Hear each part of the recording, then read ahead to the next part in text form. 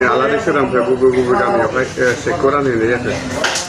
जोङो सराइबिल बिजाबाव जोंनि सारा बड'लेण्डनि मोनफ्रोमबो बिजाबाव राननाय बायदि सराइबिल बिजाबावबो जोंनि बिटिआर गभर्नमेन्ट प्रमद बर' सार दैदेननाय बिटिआर गभर्नमेन्टनिफ्राय जोङो 2 लाख रांनि जोंनि मन्दिर आरो गिर्जाफोराव जे रां अनसुंथाइ हरदों बेखौ जोङो दिनैहाय गोबां जायगायाव रानदों। आंबो मोननैसो थानसालिफ्राव रानदों। जोंनि कर्मीफ्रा गुबुन गुबुन मन्दिराव आरो गिर्जायाव रानहैदों। दाखालिबो रानदों आङो। दिनैहाय आङो बारलिमारि गामिनि खेराइसालि आरो बारलिमारि गामिनिनो ब्रह्म मन्दिर बे मोननैयाव आं दिनै रानदों। सम हास्लाबैखाय गोबां मन्दिराव राननो हायाखै। दहायबो सानजौफुआव आङो नैबे गसाइगाव हाब्रुबिलनि कालि मन्दिरावहाय मोनसे चेक रानदों। गतिके 3 चेक आं दिनै रानबाय।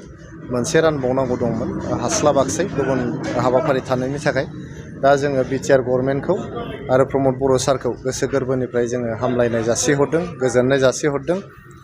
बिथाङा प्रमद बर' सारा जे दिनै सारा बड'लेण्ड ओनसोलाव जोंनि थानसालिफ्राव मन्दिरफ्राव बेबायदि बा गिर्जाफोराव राङारि अनसुंथाइ हरनानै जों जे जायगायाव थांनानै इसोरखौ गाबज्रिहैयो, इसोरनाव आर'ज गाबहैयो, जोंनि सुखु गोजोन जिउनि थाखाय, जोंनि जौगासार जिउनि थाखाय, जोंनि न'खर सान्थिनि थाखाय, मुलुग सान्थिनि थाखाय जों आर'ज गाबहैयो।